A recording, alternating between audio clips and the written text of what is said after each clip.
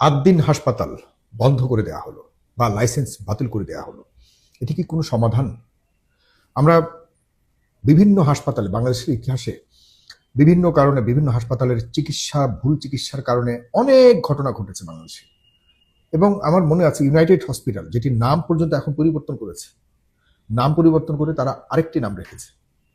কিন্তু এই ইউনাইটেড হসপিটালের বিরুদ্ধে বিভিন্ন সময় আওয়ামী লীগের আমলে, আওয়ামী লীগ শাসন আমলে অনেক ধরনের অভিযোগ উঠেছিল, ভয়ঙ্কর ভয়ঙ্কর অভিযোগ উঠেছিল।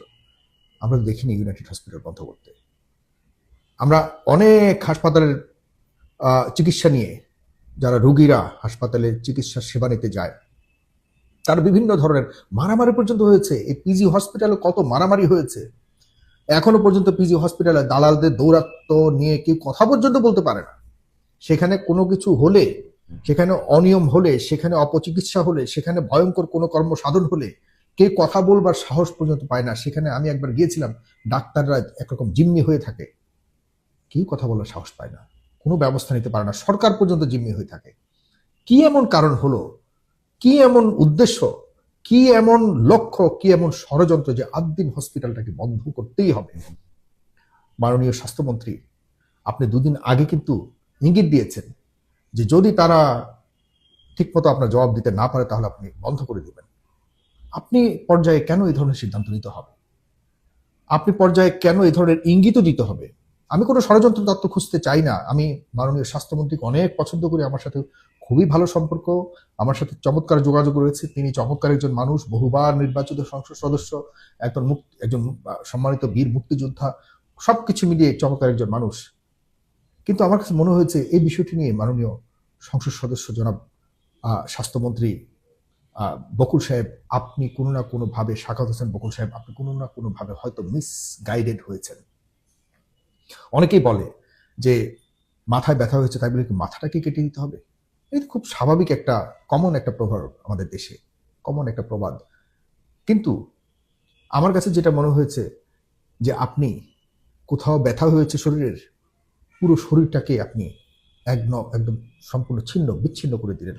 কারণ এই আদ্দিন হসপিটালের শুধুমাত্র আদ্দিন হসপিটালটা নয়, এখানে হাজারো মানুষ জড়িত। আপনি গিয়েছেন কিনা জানি না, আপনি ডেফিনেটলি ভ্রমণ করতে গেছেন অথবা আপনি সেখানে মনিটর করতে গিয়েছেন, কিন্তু একজন সাধারণ চিকিৎসা সেবা প্রার্থী হিসেবে কখনো গিয়েছিলেন কিনা জনাব শাখাত হোসেন বকুল আমি জানি না। তবে আমি গিয়েছিলাম, অন্য একজন রোগীকে সাথে করে নিয়ে গেছিলাম, সেটা আজ থেকে 2007-8-এর দিকে।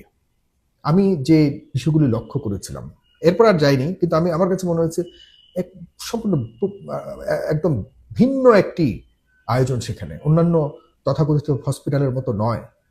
এত কম খরচে, এত মানে কি বলা যায় এটাকে, পরিচ্ছন্ন পরিবেশ, এত শান্ত পরিবেশ, এত ছায়া, এত সবুজ, সবকিছু মিলিয়ে এত বড় একটা দামি জায়গার মধ্যে সামান্য টাকার মানে আয়োজনে এত চমৎকার চিকিৎসা ব্যবস্থা আর কোথাও আছে কিনা আমি জানি না। বাংলাদেশে বিনা চিকিৎসার হসপিটালও রয়েছে, কিন্তু সেখানে সেসব হসপিটালে কতটা মানসম্মত চিকিৎসা দিতে পারে সেটি একটা বড় প্রশ্ন। আদ্দিন হসপিটাল সরকারি হসপিটাল নয়। আদ্দিন হসপিটাল 1980 সালে আদ্দিনের যিনি তৈরি করেছিলেন সে জনাব আকিজ উদ্দিন, যিনি আকিজ গ্রুপের মালিক ছিলেন। 1980 সালে তিনি ফাউন্ডেশন করেছিলেন, যদিও এই আদ্দিন হসপিটাল শুরু হয় 1997 সালে। আপনার সবাই একটু ইনফরমেশন জানতে হবে, আদ্দিন হসপিটাল কোনো দলীয় প্রতিষ্ঠান নয়। দলীয় প্রতিষ্ঠান বলে বলে কেন বড় বড় প্রতিষ্ঠানগুলিকে টার্গেট করা হচ্ছে? আমি এইসব কথা বললে আমাকেও আপনারা অনেকে বলবেন হ্যাঁ জামাত ইসলামের দালাল এই সেই। আমার কিচ্ছু যায় আসে না। ভালো প্রতিষ্ঠানগুলি যদি কোনো দল করে থাকে, আই অ্যাপ্রিসিয়েট। আপনারা করেছেন, আপনারা যারা এখন কমেন্ট করবেন, আপনারা কোন প্রতিষ্ঠান করেছেন? একটা প্রতিষ্ঠানের নাম বলুন যে প্রতিষ্ঠানগুলি আমাদের দেশের মানুষকে সেবা দিচ্ছে। আপনি কি করেছেন বলুন, যিনি কমেন্ট করছেন। এইসব কমেন্ট, এইসব অন্ধ ভক্ত, এইসব অন্ধ কর্মী নেতাদের কারণে শেখ হাসিনা আজকে ইন্ডিয়া। শেখ হাসিনা পুরো প্যাকেজ নিয়ে দিন দুপুরে ভাগতে হয়েছে। যা করবে আমার নেতা তাই সঠিক, আমার দলই সঠিক, আমার সরকারই সঠিক, এগুলি বলে বলে দেশের 12টা বাজিয়ে শেখ হাসিনা এখন ভারতে পলাতক। আমরা সরাসরি সমালোচনা করেছি যে শেখ হাসিনা ভুল করছে, এগুলোকে শুধরাতে হবে। আর আমাদেরকে সবচেয়ে বড় শত্রু বানিয়েছিল তৎকালীন আওয়ামী লীগ, আমাদেরকে দেশে আসতে দেয়নি, আমরা মামলার আসামি হয়েছি, আমাদেরকে টার্গেট করা হয়েছে, আমাদেরকে মৃত্যুর হুমকি দেওয়া হয়েছে। কিন্তু আমরা তো সরাসরি শেখ হাসিনা আমরা তো এমন না যে শেখ হাসিনার সাথে রাজনীতি করেছি, আমাদের কোনো স্বার্থের কোনো দ্বন্দ্ব ছিল তা নয়। আমরা দেশের পক্ষে কথা বলেছি, এখনো বলে যাব। দেশে যত অনিয়মতান্ত্রিক কোনো চেপে দেওয়া কাজ হবে এগুলির বিরুদ্ধে কথা বলবো, যে যত কথাই বলবো, যে দলের ত্যাগই দিক। তবে সাবধান, আপনাদের কাছে অনুরোধ করছি, অন্ধ হয়ে যাবেন না, অন্ধ হয়ে যাবেন না। বর্তমান সরকার প্রধান তারেক রহমান কিন্তু দিন রাত পরিশ্রম করছে, দৃশ্যমান এগুলি, দৃশ্যমান। চমৎকার একটা বাজেট হয়েছে, আমি বাজেটটাকে অ্যাপ্রিসিয়েট করি, প্রশংসা করি, অবশ্যই করব। আমাদের দীর্ঘদিনের আন্দোলনের কারণেই তো জনাব তারেক রহমান আজকে ক্ষমতায় এসছেন, জনাব তারেক রহমান আজকে দেশ পরিচালনার দায়িত্ব নিয়েছেন। এগুলি তো অস্বীকার করলে আপনারা তো মানুষ থাকবেন না। তো সুতরাং আমি আমার জায়গাতে আমি একজন অ্যান্টি এস্টাবলিশমেন্ট চেতনাধারী একজন মানুষ। আমি বিশাল কোনো মানুষ নই। ব্যক্তিগতভাবে আমি যেই সরকার যে ভুল কাজগুলি করবে এগুলোর বিরোধিতা করাটাই আমার কাছে ভালো লাগে। যে কারণে আমি আজ পর্যন্ত এই সরকার আসার পর তো কোনো এমপি মন্ত্রী এসে কারো কাছে গিয়ে ধর্ণা ধরার মতো কোনো কাজও করি না, আমার এটা প্রয়োজনও নেই।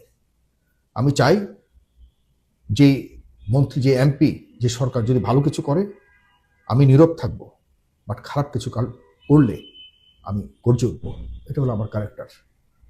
এখন যেটি বলছিলাম, আপনারা অন্তত পক্ষে আমার ব্যক্তিগত মতামতগুলিকে রাজনৈতিক দৃষ্টিভঙ্গির আলোকে বিচার করবেন না, এটা আমার অনুরোধ আপনাদের কাছে। যারা ফলোয়ার্স রয়েছেন, যারা সরকারের প্রতি রয়েছেন, আমিও এই সরকারের যারা তারেক রহমানের বর্তমান কার্যক্রমকে আমি চমৎকারভাবে সমর্থন করি, কিন্তু যেগুলি সমর্থনযোগ্য নয় এগুলিকে যদি আপনি সমর্থন করেন তাহলে সেই একই অবস্থা হয়ে যাবে। বুঝতে হবে আপনাদের, একটু দায়িত্বশীল নাগরিক হন। এই 8 দিন হসপিটাল কোনো দলের নয়, এই 8 দিন হসপিটাল আকিজ গ্রুপের একটি প্রতিষ্ঠান, এটি তাও একটি ফাউন্ডেশনের অলাভজনক প্রতিষ্ঠান। এটিকে কোন কারণে বন্ধ করে দেওয়ার মতো সিদ্ধান্ত হলো? যদিও হাইকোর্টে ডেফিনেটলি আপনার আদালত ডেফিনেটলি সুবিচার করবে, আমি বিশ্বাস করি, তবু এই ধরনের সিদ্ধান্ত সরকারকে কি খুব বেশি সুবিধা দেবে? কাদের কারণে সরকার এটা করেছে? 8 দিন হসপিটালের মতো আরেকটা হসপিটাল করতে পারবেন? আমাকে কেউ যদি বলতে পারেন যে 8 দিনের মতো আরেকটা হসপিটাল বা স্বাস্থ্য সেবা দেওয়ার মতো একটা প্রতিষ্ঠান কেউ করতে পারবেন, আমি তার কি বলবো, সারা জীবন তার কাছে আমি কৃতজ্ঞ থাকবো। প্রতি মাসে একটা করে ভিডিও করব তার পক্ষে, সে যাই করুক ভিডিও করব এবং দুনিয়ার মানুষকে জানাবো আমি তার কাছে আমি মাথা নত করে বসে আছি। আছে কেউ এরকম? চ্যালেঞ্জ দিলাম, আপনারা জানান আমাকে। 8 দিনের মতো আরেকটা প্রতিষ্ঠান করে, ইনক্লুডিং গভর্নমেন্টকে আমি চ্যালেঞ্জ করলাম, 8 দিনের মতো আরেকটা প্রতিষ্ঠান করে দেখান, যেখানে বিনা কোনো ধরনের চিকিৎসার লোভে নারীদের পেট কাটবে আর পয়সা নিবে, এই ধরনের কোনো ধান্দা থাকবে না। যেখানে সাধারণ মানুষ কম মূল্যে, তুলনামূলকভাবে কম মূল্যে চমৎকার সেবা পাবে। নারীরা যেখানে নিশ্চিন্তভাবে কর্মস্থলে নিজেদের সকল সম্ভ্রম নিরাপদ রেখে কাজ করতে পারবে। যেখানে প্রতিনিয়ত পরিচ্ছন্নতা একটা মনিটরিংয়ের অধীনে থাকবে। যেখানে একটা চমৎকার পরিবেশ বজায় রাখতে পারবে। তাদের অনেক ভুল থাকতে পারে। যেই নবজাতক 6 জন শিশুর, নিষ্পাপ শিশুকে জীবন দিতে হয়েছে, এটির কোনো ধরনের সমাধান হতে পারে না। জীবন যে নিবে সে তার চেয়ে বড় অপরাধী কিছু হতে পারে না। কিন্তু 8 দিন হসপিটাল কি নিজে কোনো কারো জীবন নিয়েছে? হসপিটাল তো একটা জড় পদার্থ। এই জড় পদার্থ কার জীবন নিয়েছে? আপনি এই জড় পদার্থের অন্যান্য ডিপার্টমেন্টগুলি তো ঠিক ছিল, এই ডিপার্টমেন্টে যারা জড়িত ছিল এখানে অবশ্যই কারো না কারো ষড়যন্ত্র ছিল, অবশ্যই কারো না কারো দায়িত্বে অবহেলা ছিল। এর জন্য আপনি মালিককেও আপনি দোষী করতে পারেন, কিন্তু আপনি প্রতিষ্ঠানকে কেন বন্ধ করবেন? সেখানে যারা দায়িত্বশীল ছিল তাদেরকে আপনি শাস্তি প্রদান করুন, তাদেরকে ফাঁসি দিন প্রয়োজনে। কিন্তু আমার সন্দেহ হয় এটি ওইখানে দায়িত্বপ্রাপ্ত বা দায়িত্বে থাকা কেউ এই ধরনের ঝুঁকিপূর্ণ নিজের পায়ে নিজে কুড়াল মারার মতো কোনো কিছু করবার কথা নয়। যেহেতু গ্যাস লিকিং এর ব্যাপার রয়েছে ওখানে, তাহলে বুঝতে হবে অবশ্যই কোনো না কোনো কারসাজি এবং পরিকল্পিত ষড়যন্ত্র, যে এই হসপিটালটাকে বন্ধ করে কার লাভ হবে, এই জমি যেখানে রয়েছে বিশাল দামি জমি, এই জমির প্রতি কি কারো কোনো লোভ রয়েছে? এটার বন্ধ করতে পারলে সংশ্লিষ্ট অন্যান্য যে হসপিটালগুলি আশপাশে রয়েছে, বিশেষ করে এই যে এখানে কম মূল্যে অনেক স্বাস্থ্যসেবা দেয়া যায়, এই স্বাস্থ্যসেবা দেওয়ার কারণে কার কার ক্ষতি হচ্ছে, কাদের পেশাগত ব্যবসায় মানে কাদের হসপিটাল ব্যবসার মধ্যে সমস্যা হচ্ছে, অনেকগুলি ইকুয়েশন এখানে করা যাবে। বাংলাদেশের মতো দেশে মানুষকে মারার জন্য বিশাল কোনো পরিকল্পনা লাগে না, সামান্য কিছুতেই আপনি মানুষকে মেরে ফেলতে পারেন। সেখানে 6 জন শিশু যারা জানেও না, এই 6 জন শিশু হত্যা যারা করেছে তাদেরকে অবশ্যই সর্বোচ্চ শাস্তি প্রদানের মাধ্যমে নিশ্চিত করতে হবে। তবে মাননীয় মন্ত্রী, স্বচ্ছতা রাখুন, স্বচ্ছতা রাখুন। একটা প্রতিষ্ঠান গড়তে অনেক কষ্ট করতে হয়, আর ভাঙতে বা শেষ করতে আপনার একটা নির্দেশনাই যথেষ্ট। বাট এই নির্দেশনার জন্য আপনাকে শুধু আপনি কেন্দ্রিক নয়, এই পুরো দেশের মানুষকে একদিন না একদিন আপনার জবাবদিহি করতে হবে। আর সবচেয়ে বড় জবাবদিহি করতে হবে আপনি উপরওয়ালার কাছে। সেই বিষয়গুলিকে মাথায় রাখবেন। অতি আবেগে সিদ্ধান্ত নেওয়া ঠিক নয়, একটু চিন্তা করে নেওয়া ঠিক। আমি তবুও বলবো, বারবার বলবো, যারা দায়ী তাদেরকে মৃত্যুদণ্ড দিন। তবে একটা প্রতিষ্ঠানকে বন্ধ করে কোনো একটা ট্যাগ লাগিয়ে, ইসলামী ব্যাংককে ট্যাগ লাগিয়ে আপনারা নষ্ট করছেন। কদিন পর ইসলামী ব্যাংকে, তারপরে সেই আর কার আছে প্রতিষ্ঠান?